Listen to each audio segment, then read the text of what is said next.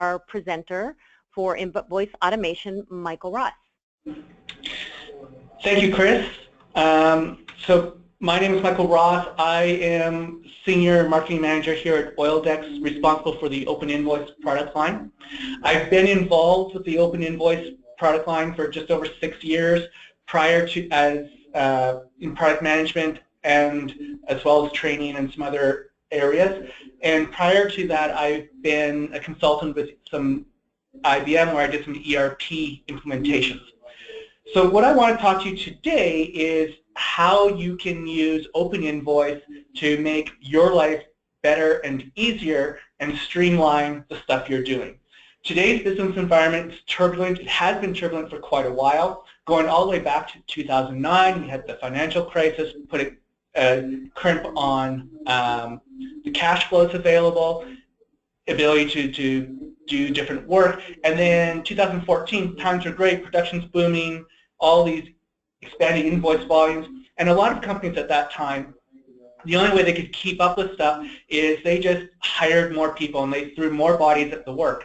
And then last year, this year, you had the oil crash, and suddenly lots of people are being laid off. So what I want to do and talk to you about is how you can streamline, become more agile, and absorb those ups and downs by automating and not needing to throw more bodies at all the work. When you're doing a manual process, you've got a lot of trust that's involved. And trust is defined as the belief that someone or something is reliable, good, honest, effective, and it's sure reliance on the character or the ability or the strength of something. And so in that manual process, you're looking at your suppliers to invoice correctly, coders to allocate costs correctly, the approvers to reconcile, and approvers to confirm the work was completed. When you've got reduced volumes, that's fairly straightforward. But when you've got really high volumes, lots of invoices coming in, and stuff going on, things are rushed, and people aren't necessarily able to reconcile everything. And so, or they may not have the right document to reconcile to. As with paper, things get lost in the shuffle. So here's how OpenInvoice can help. Finance automation. You reduce the drain on your limited resources. So talking with a number of clients and folks over the last couple months, I know that AP departments, the account payable departments, have a number of folks that are just basically down to the bare bones skeleton crews as a result of that oil crash. And as time and the environment is stabilizing and volumes are looking to pick up and things are improving, they're getting quite concerned about being able to keep up with the volumes. So that's, and the ability to manage that increase in demand. In conjunction with all that, there's a greater focus now in the companies on gaining cost control. So 2014, spending was kind of wild, but it didn't really matter because oil was at $130, $140 a barrel. Now that we're looking at that $50 a barrel range, you need to have much greater control, and you need better analysis and the ability to review and have more information at your fingertips on the cost that you have incurred.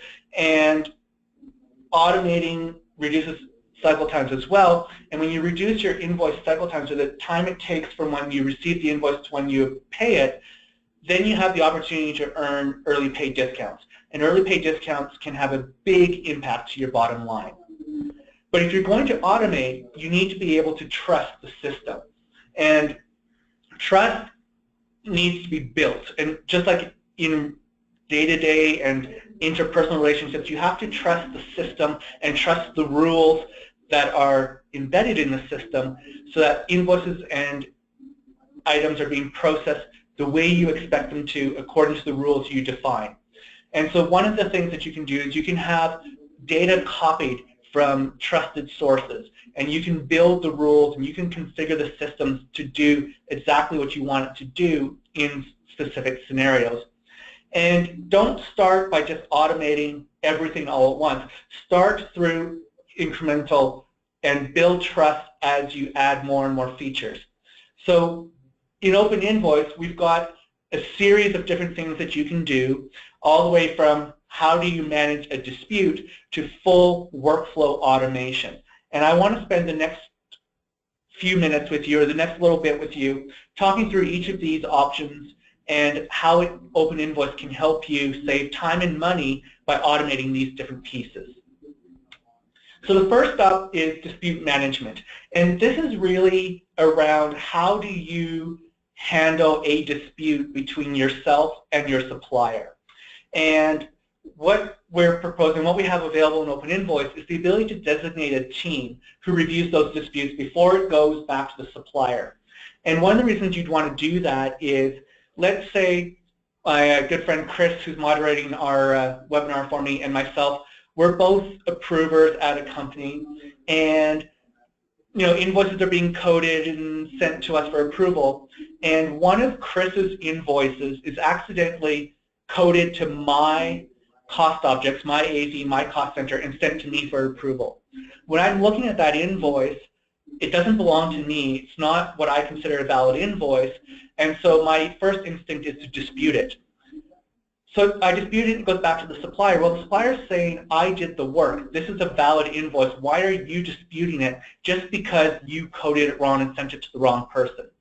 So this team would review those invoices and make that correction and send it to Chris without having to get that supplier involved, which can save potentially days off of the cycle time because you're doing it internally and the supplier doesn't have to get engaged and make corrections and resend. And it also helps maintain a good working relationship with your supplier. The other scenario would be if you're doing scanned and indexed invoices, and so you've got a group of clerks that are typing in the information off of those scanned documents, and somebody makes a mistake or they send it to the wrong place. Well, instead of having it go back to that indexer for them to correct, and sometimes they may not know how to correct it or they might not have the information available, this other team can review it, potentially reach out to the supplier, get the information needed, and make the correction, and again, save that time. You trust this because you've built the rules, so you decide under which conditions would an invoice be intercepted or that dispute be intercepted and sent to your internal team as opposed to the supplier. And so because you've built the rules, then you're able to have that control and trust of the system. The second piece I want to talk to you about is invoice recipient routing. So this is really automating that mailroom. And so think of it in terms of, in the paper world, suppliers are mailing you their paper invoices. It comes to your central mailroom. Somebody opens the invoice. They read it, they decide who in the office to send it to, and they walk around and send it. Well, in the electronic world, you sort of have the same thing. You've got one of two ways of solving that problem. One is you create all these different mailboxes for where you want the invoices to go, and your supplier has to pick the right place. So you're trusting the supplier to do that.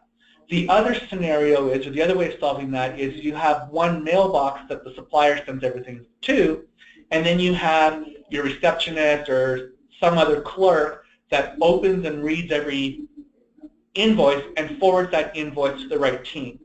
Well, this is a way of building rules so that you can have that automatically go. And you're eliminating one touch, and you're eliminating the time for that invoice to sit in that mailbox waiting for somebody to forward it.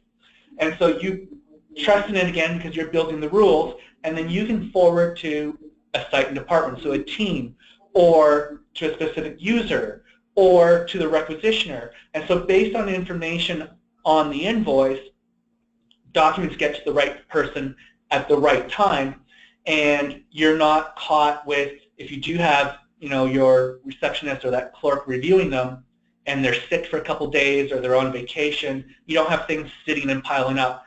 And because you're eliminating that touch, you're potentially cutting a couple of days off that cycle clock, and every day counts to get to your early pay discounts. Once you have invoices going to the right place, the next step is looking at how you can get those invoices pre-coded. And so what that means is that the invoice comes in with coding, your AFEs, your cost centers, your general ledger coding, and it saves the time of your coding department to have to manually type all this stuff in. it also is a way of taking the burden off of your supplier and making your supplier enter this information, because that's not their job, that's not their core business, and they don't necessarily know it. And they're just going to try and put anything on to get the invoice in as fast as possible. So there's two ways that you can have your invoices pre-coded. One is through source documents. And so this is where, if you're using field tickets or purchase orders, you can get that coding onto those documents, and then when the invoice is created and references those documents, OpenInvoice automatically copies that coding over to the invoice. So you enter it up front, and as documents work through the process, they get copied over. The alternate way is through something called smart coding. And this is where you define the attributes of the invoice you care about. So is it the supplier? Is it the specific product and service? Is it the AFE, the cost center?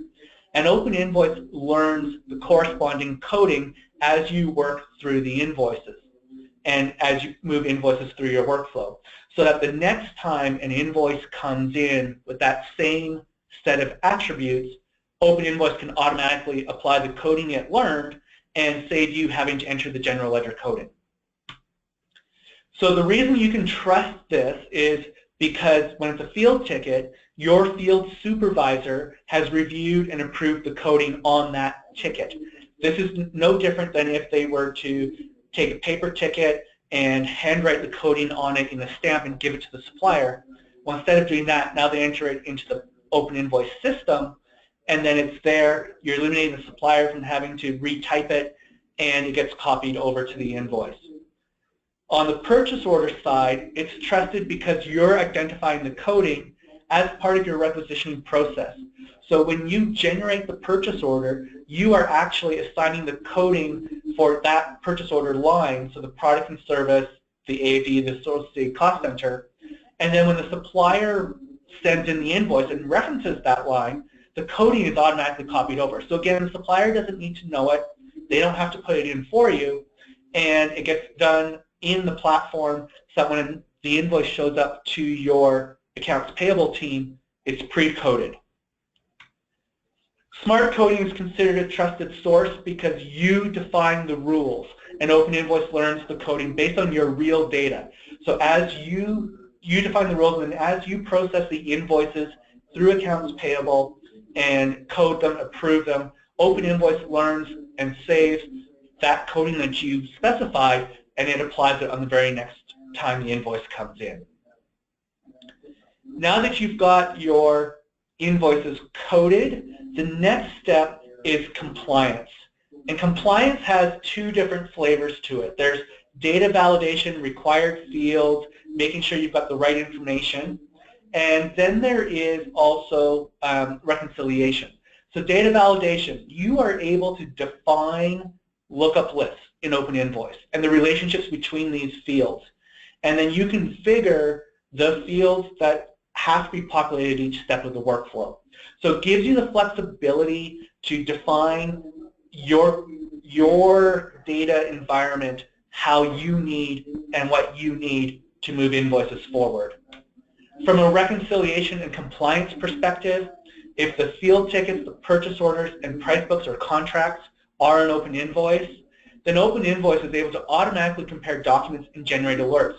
This eliminates the need for somebody in accounts payable or for your approvers to do a manual line-by-line reconciliation and make sure that you've got that 3- or 4-way match between your documents. So I'm going to talk a little bit more about reference data and the data validation. So things like AFEs, cost centers, general ledger codes, your work order, your field lease information, and any other custom information fields that you've got, you can upload and define the allowed values. And by doing that, that protects your ERP so that you're guaranteed only a value in your ERP, and that's configured to be allowed in your ERP, will come in on the invoices. And so you can use OpenInvoice sort of as that gatekeeper and data validation. And you can also define the valid combinations of data. So if a specific AFE is entered on an invoice, then only cost centers A and B can be associated with it. And again, that helps protect your ERP and it's from bad data coming in and needing to have these data corrections in the ERP, you're able to manage it in OpenInvoice and get the data validation and feedback at the time of the coding. In terms of required fields, so this is where you decide when specific information is required on an invoice in order to satisfy your business needs in your ERP. Again, if you put this in OpenInvoice, you guarantee that you've got the right information when you need it prior to something going to the ERP. So there's a couple of different ways of doing this. One is you can just say this field is always required. And examples of that would be, if you always need an AFE on every invoice from every supplier, then you can just turn on a preference and make it required for everybody. The next level down, the next sort of flexibility is the ability to make it required at specific workflow steps. So you might say you have to have an AFE on code verify and approve, but the suppliers are able to submit the invoice without it. And that gives the suppliers the ability to, if they don't know the value, they can submit the invoice, and the person in your company who knows the value can go in and add it, instead of forcing the supplier to put information that they don't necessarily have. Similarly, if it's something that's needed for approval or versus code verify, you can make sure that it's the right person, the right step of your workflow, that the data is being entered. And then finally, you can make a field required based on relationships with other data fields. So for example, if AFE1 requires a purchase order, but AFE2 does not, you're able to set that up on a data-by-data piece. And there's a number of different options you've got available. So you can make it AFEs require cost centers, and cost centers require general ledgers and purchase order. Wide variety of options available to you. But the goal is being able to make sure that at the end of the day, you've got the right information, the right combination of information, and the information you require prior to the invoice getting into your ERP, so that you've got this valid invoice when it leaves OpenInvoice. The next step from required fields and data validation is starting to look at compliance. This is where you are reconciling your invoice to your source documents, that field ticket, that purchase order, the price book, and you're looking to get that 3- and 4-way match. You do this manually, and you hope that your teams are doing this manually, you're trusting them to do it manually and accurately, but it's very time-consuming. If an invoice references 5 field tickets, you need to have somebody do the math and manually align all these different values. With OpenInvoice, if you've got all the data in the system, then OpenInvoice does all that for you automatically and generates an alert, a visual, a key that this has been reconciled, and at a glance, your approvers can tell if there's a problem or not. And so green is good. The invoice matches. There's no discrepancies. You can process this invoice and let it go through. Red is a major issue, something like a rate file difference or a pricing mismatch or something along those lines. Yellow is a warning. It's something that you don't necessarily want to just auto-approve an invoice for, but it's also not something that you want to auto-dispute. It's something that you would want somebody in your company to review and follow up and make sure that it is valid. So examples of that could be an item that's on the invoice that isn't part of your contract, or it doesn't exist in the contract. It might be valid. It might be a third-party charge, but you aren't able to just have this automated reconciliation. You want somebody to review it and make sure it is reasonable.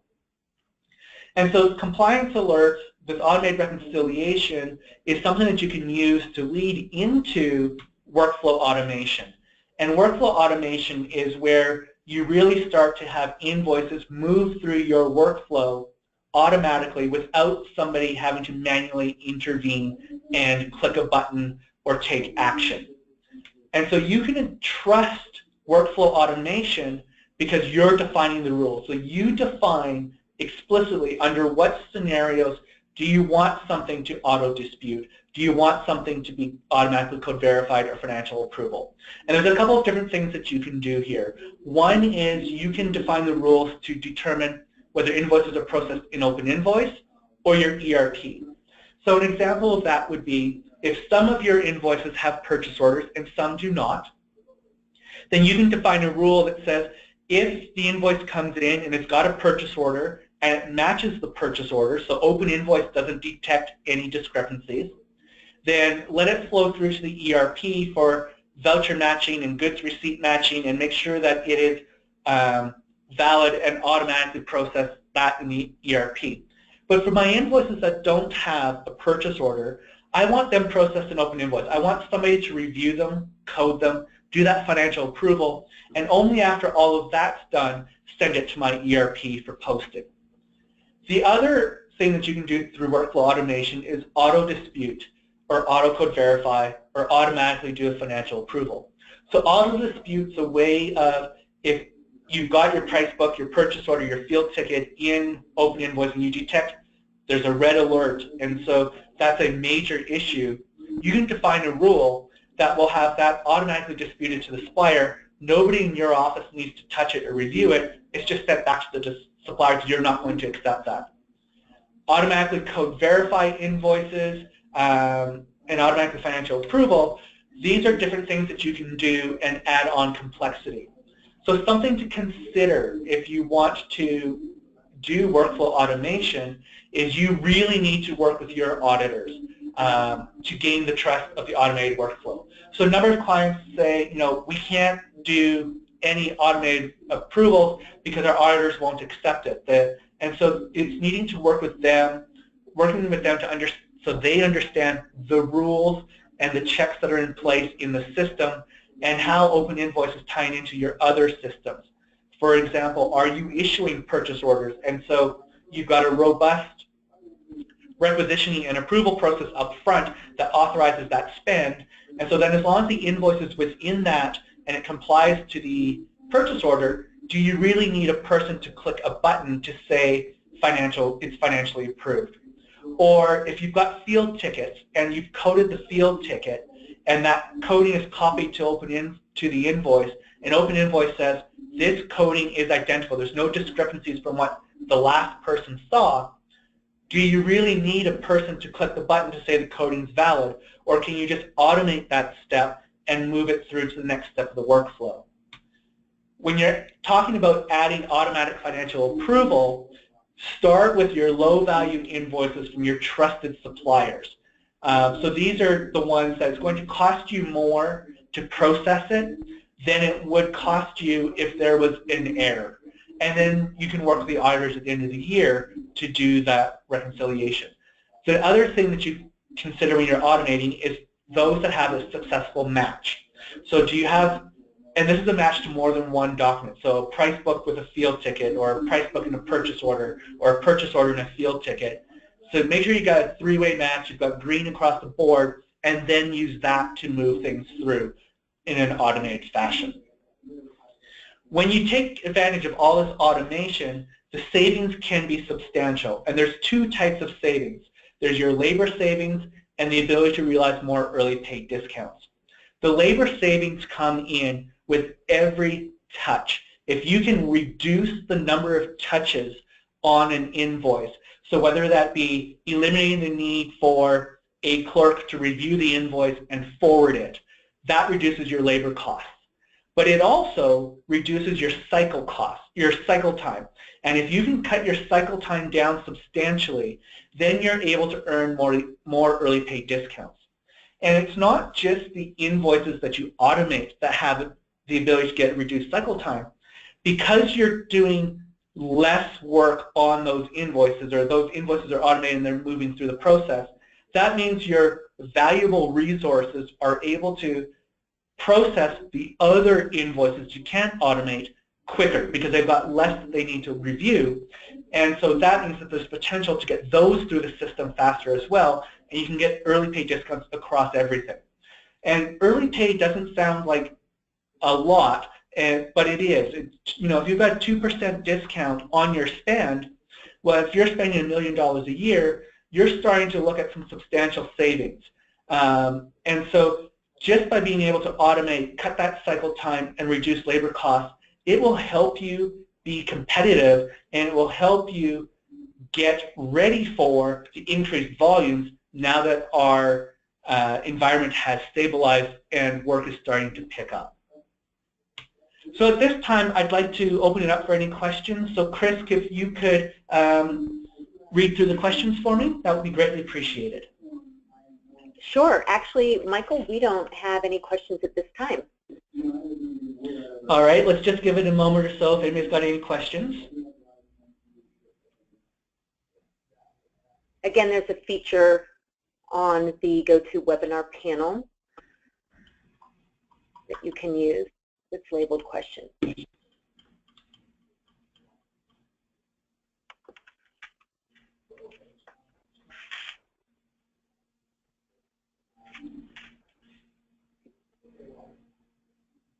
All right, what I'll do is I will leave you with some final thoughts. And if you've got a question, I'll give you some contact information that you can follow up with afterwards. So you really want to automate to save time and money. And the keys here are reduce the risk of fraud. So if you've got automated reconciliation, then you're reducing the likelihood of price leakage and fraud because you're catching it up front before your audits. If you're automating your workflow so that those things that are matched and are proven to be compliant are moved through, then your valuable resources can focus on the exceptions. And you can process a lot more and handle more volume without having to add headcount. If you're getting the invoices to the right person or team up front, again, you're not having to have somebody manually review everything, and you not have stuff sitting 2 or 3 days before you even start processing it. When you spend less time coding invoices, you're reducing data entry, you're reducing the likelihood of error because you're getting things done up front and validated early. Reduce your administrative load, so improve your data quality. Every time you have somebody rekey something, you're introducing the likelihood of human error. And so the more that we can automate and get that data in place early, the better your data quality, which means your reporting and your analysis will get better. As I've mentioned, you can cut your cycle times and earn more early pay discounts. And then finally, by doing all this automation and having these tools in place, you really improve your supplier collaboration. And there's a couple of ways that that comes into play. One, they're able to focus on their job, and they're not worried about getting your coding onto your invoice because the system can do it. Because you also are reducing the amount of work they have to do to get invoices to the right place. When you're reducing cycle time and you're getting stuff to them faster and you're paying them faster, that improves the relationship that you've got with them. And then finally, just having that better automated system that they can come and they can get self-lookup and they can look at the status of stuff in the system, again, improves that relationship. So at this point, if there's no questions, Chris, are there any questions? No, not at this time. All right, then I would like to thank everybody for your time. For more information, feel free to contact info@oildex.com or follow us on LinkedIn, Facebook, and Twitter. Thanks again, everybody. Have a great afternoon.